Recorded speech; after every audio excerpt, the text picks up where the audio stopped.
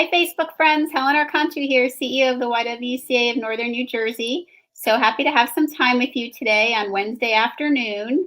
It's a really great conversation today.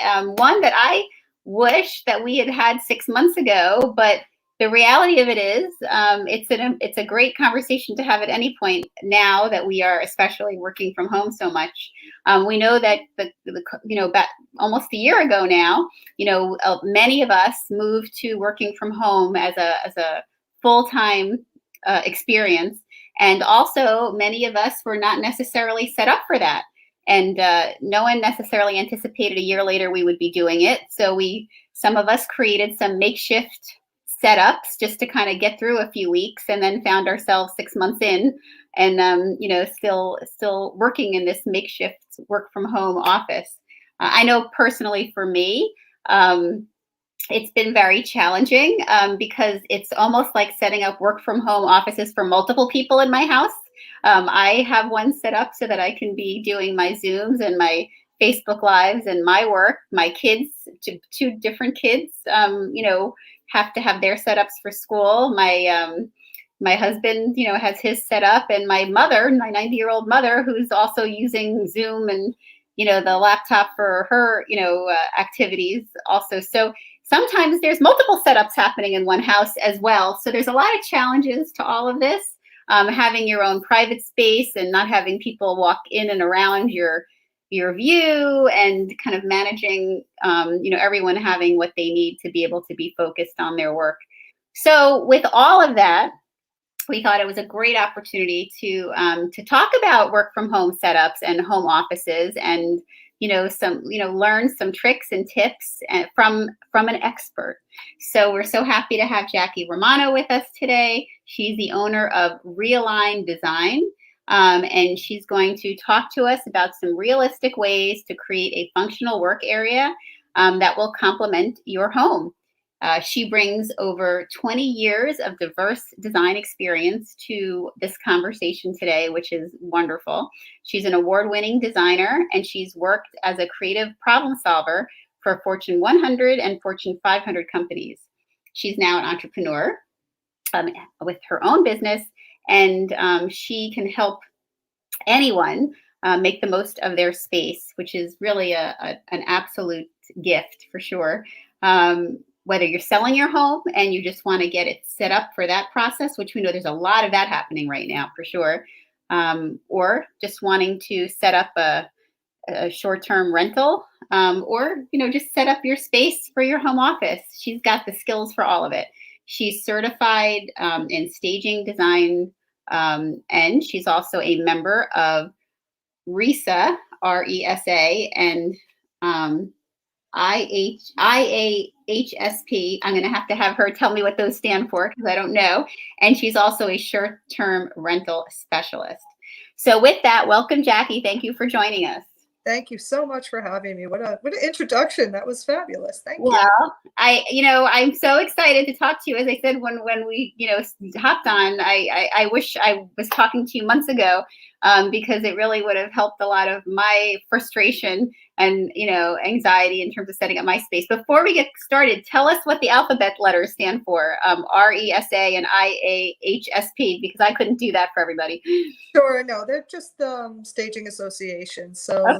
This is the Real Estate Staging Association, Realtors Association, and the other one is the International Home Stagers Professional Home Stagers Association. So I probably got them out of order, but those they're two staging and design associations that I belong to, and they're great because they do a lot of industry surveys, and we find out what's going on and the trends and other things that are going on in the industry. So it's always great to be affiliated with these associations that kind of keep everything going and help educate the public too on what we do. That's amazing, and that's wonderful that you have that backing. And there's so many questions I don't even know where to start, but I guess I'll start with what has business been like for you? In all of these months, I can only imagine that it's been overdrive. It really has. In the beginning, things when everything shut down, a lot of stagers, a lot of designers had to shift their business models. So we, like everybody else, had to think on our feet, like, how are we going to still service our clients? How are we still going to help people when we can't go into their homes? So there was a big shift in being able to offer some of these services virtually. So we were able to shift and jump on Zoom calls. Nobody ever heard of Zoom before this, right? But now it's a staple in our lives and definitely a critical business tool that we use. So we're able to, be able to do these things safely and virtually. Obviously, we can't do hands-on things or installations because you need to be in the home, but we can still service our clients and help them get their house ready and do other kind of design work virtually with the wonderful Zoom tool, or even live, on your phone. You could do the FaceTime Mhm. that and take some pictures. So we've managed to figure it out. So, I want to make sure we touch on both things, kind of setting up a home office, but I also want to talk to you a little bit about selling houses and kind of getting them house ready because, again, right now I know both areas are booming. So, but let's start with home offices because Sure. that's what I'm most eager to hear about because I'm not selling my house, but I am always trying to figure out a better space for myself. So tell us, what are 3 tips for anyone who is setting up a home office that, would be great for them to know? Sure. And like you said, I think we all kind of scrambled in the beginning and just kind of plopped down anywhere just to have that little space. But now that things are kind of continuing, some people are never go back to the office. And it's always good to kind of carve out a more permanent space for yourself. When you're happy and things are calm in your workspace, everything else just, you're more productive, you're more happy. So it's always important to have that space that you can carve out. So my top 3 tips, I'll start with that. The first one is location, location, location. Where you choose to be in your home is so important. So, there's a few things that you have to think about is, first of all, do you have at home? Are you sharing the space with other people? Do you have traffic flowing back and forth where you're working? Do you need the quiet or can you thrive in that kind of environment? So really looking at where the traffic is in your home. Do you need that quiet space? Do you need something that's a little bit more social that you can do? Um, the other thing you need to think about is, are you having anybody come into your home? So I know tutors are having kids come home, so they need to have that extra seating and they need to have a space where they can work one-on-one with, their kids or whatever. So think about, what kind of seating, how much space do you really need? And then once you're thinking about that and, I guess the quiet or the traffic flow of that, look in your home and be a little bit more creative. So I think we have a picture. This is the newest thing. It's called cloffice, I guess, or closet offices. People are being super creative and transforming their closet space into Right. little work nooks. I think it's a fantastic idea. I love this. We've done one before where it was actually bigger than this. It was the double, it had double doors. They took the doors off and they were able to transform it into a little working like office space. So, places like that, any kind of closet space that you're not using that you can transform works really great. You put some shelving in and there you go. Another place that people are looking for is like under the stairs or by the stairs. There's usually a little dead space there. You can kind of carve out a little area for a workstation there by your stairs. Also, any unused corners. So, if you have a huge living room, there might be a corner that you're not using that you can kind of set up. And again, it really just depends on what kind of work you're doing, how much traffic you have in your house, if you have kids, and everybody kind of needs their own little space. And then if you need to have extra seating, if you're working one-on-one with clients, that's another consideration. So, but just looking at those unused spaces, I love the idea of taking a closet that you don't necessarily need, transforming that. The other thing is, people have spare rooms or guest rooms in their home. If you're really not entertaining, don't leave it as a guest room. Make it your workspace. Mhm. maybe moving the bed out and putting a chaise lounge or a futon or something else. If you're not really having a steady flow of guests in your house, why keep it as a guest room? Utilize that space. That's great advice, because I know sometimes we set up our houses and think because they're set up that that's what the rooms are used for. But, like you said, especially during this time, if we're not utilizing those spaces as they were intended, but we have another need, this is a great opportunity to, set up another option. Exactly. I So love, my number two tip is to make sure that you have a great view. ah, So, I think we have a picture here, which is just love that view. love this. I mean, Can we buy that office? Can we buy that setup? Yeah. I think everybody would love to have this. We're not quite so fortunate, especially here in New Jersey, but having a great view could really make a big difference. So for the rest of us who aren't in this, tropical paradise, and we're in New Jersey, we always recommend situating your workstation or your desk by a window, having that window view. If you can't get a window view, then make sure that you have beautiful artwork or artwork that takes you away, or pictures of your last vacation over your desk, so that you have something to look at, that you're not looking at a blank wall. Having natural light coming in from a window is ideal. Mm. If you can't do that, again, always make sure that you have something that's really great to look at. This is one of the perks that we have from working from home, right? We're not stuck in an office. It doesn't have to be, a blank wall. We do what we want here and make it really special and your own. Yes, no, that's amazing. And I can also imagine that, when you're looking at that view all day long, that whatever stress you're experiencing from work really mitigates. And that's a definite positive, to create that. Yeah. So, I love natural light too. You can see, like, I have great light coming in. Yes. It's just uplifting. It's good for your psyche. It's just really, good to have that view, even if it's not great. Have pictures up then, Hmm. which Great. Something. brings us to our tip three, which is color. So again, we don't have to do boring office beige. This is our home, so we can make it special. We can do, fun things with it. Make sure that you pick a color that speaks to you, a color that you are happy with, right? So if you like cheery colors, this lime green, orange, yellow, those are all uplifting cheery colors. They're a little bit brighter, but they do kind of lift your mood. Maybe you want something a little bit more tranquil and calm. You have like a seafoam green or a botanical green will definitely make the mood different. Pick out something that you love, like either in a fabric or a rug or a piece of artwork, and color your walls. Have accessories with those colors.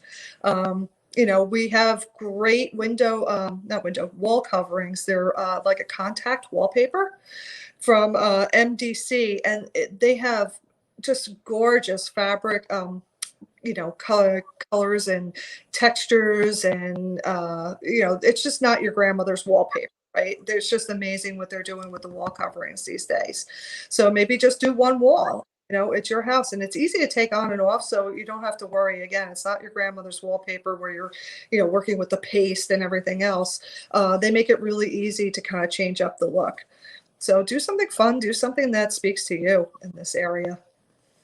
That and I mean, just even looking at that color, I mean, it just makes you feel like you're on vacation instead of sitting, at work. So it's so true that color can help.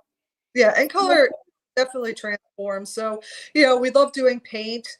If you're ready to do a commitment like that, or like I said, one of the wall coverings, not, just doing the accessories, little pops of color in your art. Having another little area, if you can, a little seating area. We don't have to be stuck at the desk all day. Have a little, like, chair with a nice colorful throw and a pillow, where you could sit and read and, maybe write if you can do that, whatever your work is. You don't have to be stuck at the desk. It's always nice to have these little areas escape off and take a break. I love that. I love that. So I have a question. You had a great, I love the tip about what's in front of you, and I love the tip about painting what's around you. So many of us, like me right now, and like you right now, we're sitting on Zoom, and so what's behind us, is also front and center. to our office space, which isn't something necessarily that you always think about, right? You sometimes think about what's in front of you, but not what's behind you. And I Right. know there's a lot of great Zoom backgrounds now and things that you can drop in. What's some thoughts about what's behind you? Because I know I'm always worried about, I mean, I've got my mermaid back here painting, just and a, but I, often see people have such pretty things behind them. But what are your thoughts on this view? If you could do it, if you could stage your view behind you, then that's great. You want it to be kind of simple, maybe a piece of artwork, nothing too distracting. Bookcases are good if they're light enough. More so, you want that good lighting on a Zoom call. Yeah. You want to be lit. And again, it may not be the way you work because maybe you are in a corner or maybe you have that little closet space. But what's behind you is just, I'd say the simpler the better. So it's not distracting. They actually have green screens that you could do too. Now you could buy a green screen and have like whatever virtual put behind you too, which I think is super cool. That's exciting. Yeah. The house, you could just have that done. I have to say, I just saw an article, and I want to say maybe it was in Forbes or something, and they were talking about home offices. You may have seen this, and there was this woman who, I mean, and she wasn't so. I mean, she had I forgot what her role was, but it was an important job. But because of the way her house was set up and all the activity happening, she had set up her desk on an ironing board. And what she liked about the ironing board is she could make it go up or down depending on what she needed for, like if she wanted to stand at sometimes, make it a standing desk, or if she wanted to sit, and then she could move it from room to room as she needed to based on what was going on in the house. And obviously no one saw her ironing board. She just took a picture of it for this article. But I thought that was really, one, creative, and two, interesting, because it really did show the challenges that some of us are dealing with in terms of trying to set up, because you may not have room for a desk. Right. You still need to create some space. Yeah, or anything that rolls, like they showed, I think IKEA has it. It's like a rolling desk. So you can move it from in the kitchen to your living room or into a spare room, anything that's like mobile like that. And again, depending, a lot of us have kids at home now, their schedule's changing. So depending on the schedule, you may need to have something more mobile. Yeah. I have the ironing board is great. That's great. Yeah, I thought it was very, very unique for sure. Yeah, for sure. Yeah, I know I myself over this time have kind of evolved into a couple of different options because, again, I never expected I was going to be going this long, and so I kind of started with something, figuring out this will last me for a few weeks, and Yeah, and to that point, this isn't really a design tip, but something that you want to consider is to have a really comfortable chair because we are sitting here so much more. So you want to make sure that you get something that is not only looks good, but also is comfortable for you and has the lumbar support, has the support that you need for your body as well. Yeah, I can attest to that. I've had to switch out my chair a few times because I was starting to not feel right, and then I put it together. At first, I didn't make the connection. I'm like, well, maybe it's a chair I've been sitting in for hours in front of my laptop. Yeah. So there's there's other things that aren't really necessarily designed, but also like you're saying that they can move the table up and down. That's something too to make sure that you have a good height, that you're not like bent over or craning your neck up. You want to make sure that you have your whether it's a laptop or an iPad or something, that it's level and that you're not putting your body out of whack for that. Yeah, for sure. That those are important. Again, not a design tip, but important in terms of from functionality, of a space, to be thinking about them. Right. And we do think about those things, for my company and for what I do, we do design, we do staging. I like one of our tagline is, we design with purpose. So it's not only to make it look good, that it's functional. So we do take into account when we're setting things up for people, the height of the desk and do they need it to be, to go up and down, the way the chair looks and also the way it functions and feels, because those things are all tied into how you're going to live your life and be comfortable. It's not, necessarily good enough to just make it look good anymore. It really has to function and work for you. Right, for sure. So you mentioned staging, and I know that's the other part of your business. And just thinking about this time that we're in, where you know it seems surprising to me, but maybe it's not. But real estate is booming, Yes.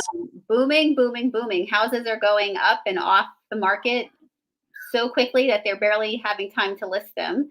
And so, how is that impacting the staging business? And what are you doing for staging? Right now, what tips can you give people if they are thinking about listing their house? Sure. Yeah. It definitely is a booming market here. Things are flying off. They're not getting on the MLS. People are buying things sight unseen, which is crazy. I've never seen that in our lifetime. But and it is a low inventory. There's not a lot on the market right now. So when somebody does list their house, it goes really fast. Yeah. So, staging is always a great idea to do, to get your house ready for the market, because not only will your house sell, it sells faster, if you could believe that. In this market, things are selling really quickly, but staging can be the difference between getting your asking price and getting a bidding war. It makes that much of a difference, and it's not, there's a misconception about, is it, just decluttering and, just cleaning, and it isn't, and it's not even decorating. It has nothing to do with that. I've, staged homes that had beautiful, like, and they worked with an interior designer, and they had all these, great trends and everything, but it's not set up to be staged for how the next person coming in is going to live in your house. So it really isn't about personal taste. It's about setting it up for who's going to be coming into your house now to buy your house, and what are they looking for, and how can we set it up to show them as much square footage as we can. So that might be taking some furniture out. Definitely is decluttering is part of it, but it's really, think of it as like visual merchandising. When you go into a store, like a clothing store, you have your mannequins all set up with the accessories and the clothing, the outfits. This is the same thing for your house. So it is more marketing and visual merchandising than it is anything to do with decorating. That's such a great analogy, to be thinking about, and how it again, it is mind blowing, but it does seem like this is the time to be selling real estate, for sure. And those are some great things to be thinking about. So, I love, what I love on YWTV, and what I love about our platform at the YWCA of Northern New Jersey is, talking to women-owned entrepreneurs and business owners, and helping them or helping others who are in that same space, get some inspiration from those, that we are talking to. So, you did talk about the pivot, that you had to do for your company, and clearly, you managed that. What are some tips about just being an entrepreneur, a business owner, and a women-owned business, at this time, that some inspiration, some thoughts that you would share with others that, may not be in your industry, but are still doing what you're doing, just to kind of help them, be lifted, during this time. What are some thoughts you can impart? I would definitely say, keep learning. I think I'm a lifetime learner. I love, keeping up with anything that's going on, business wise. The tools, technology is changing so fast. Like I said in the beginning, we never even heard of Zoom really. It wasn't part of our everyday language until this hit. Now everybody uses it, right? And it is, it's essential right now for us. So, always learn. And you never know where you're going to get, you never know where that learning is going to come from. It doesn't necessarily have to be formal learning. I love that, part of these groups, like, networking groups, our Chamber of Commerce, local Chamber of Commerce, have been really great for us. Just getting out and talking to people, being a service, that's what we're here for. That's what, my business is for. I love being a service to our clients to get the most that they can out of what is probably their biggest investment, either their home or an investment property. And just being able to be flexible. In this environment, you really have to be open to trying new things and not be afraid to fail, because try new things, and you have to see if they work. Some will, some won't. And, it's just having that, I'd like to say, courage to take that chance and try things and be open and learn new things. And I think that probably goes for every business. Well, that's really great advice, and I appreciate you sharing it. And again, I know that so many businesses have really been struggling through this time, and having to figure things out. And some of them have been able to evolve and push themselves into a new direction that they had never intended, but that it was working out positively. And others have struggled and had to make other difficult decisions. So I appreciate you sharing your experience for sure. Yeah, and I think, for all the other stages that I know and designers, I think everybody's had to shift and gone in different directions than we would have ever thought a year ago, And for me, I'm starting to do another service, which is the stage to rent. So the Airbnbs and Yeah. short-term rental, that has exploded in the past, few years. Whereas, a few years ago, really wasn't that common. It was common in like, beach towns or big cities, but there's Airbnbs in Teaneck. Who would have thought that that would have been a thing? Yeah. But they are, because people are moving out here now. They want to get a feel for the different towns, so they will rent a short-term rental, or they're visiting family and they don't want to stay in the home right now because of COVID and everything going on. So they're renting out these short-term rentals. So there is absolutely a market here, which wasn't here a few years ago. So it's always kind of keeping your ears open and talking to people and just being willing to take the chance. Yeah, it sounds like you really are staying connected to the trends, and evolving with them. And that's a really interesting addition, to your work, this short-term rental piece. I know that we heard a lot of stories about people kind of trying to get out of the city at some point, or just for a period of time, just to, and then so I can imagine that it ended up, being a real, almost permanent business line, when initially maybe it was thought to be short term. Anything else that's upcoming that you want to share? No, I think, We covered it all. we cover a lot. I think it's just, get your home office set up. I'd love to see or hear if anybody has any questions about that. Those were just 3 top tips I have I love that. on my website. There's a lot more, to think about too, but, make sure it's a space that you love. And, you are home. If you're working from home, you have that opportunity to really make the space your own and kind of carve out your own little area. Well, I fully appreciate you bringing some photos to help us imagine some of what you're sharing. For those of you watching, we will be including for you on our comments here a website so that you can connect with Realign Design if you have any other questions. And as Jackie shared, there's a lot of great information just on her website that'll go a long way for whether you're setting up your home office, or you're thinking about some transitional rental setup, or if you're staging and ready to move on. So lots of great information. We thank you, Jackie, for being with us and sharing so many great tips. And for those of you watching, if there's someone in your life that you wish had seen this conversation, do not despair. It lives on our Facebook page. You can take the link and share it in Messenger. You can post it to your Facebook page. You can copy it and text it to somebody. But it's definitely good information that I can think of about 10 people that would really benefit from. So I encourage everyone to share the conversation for sure.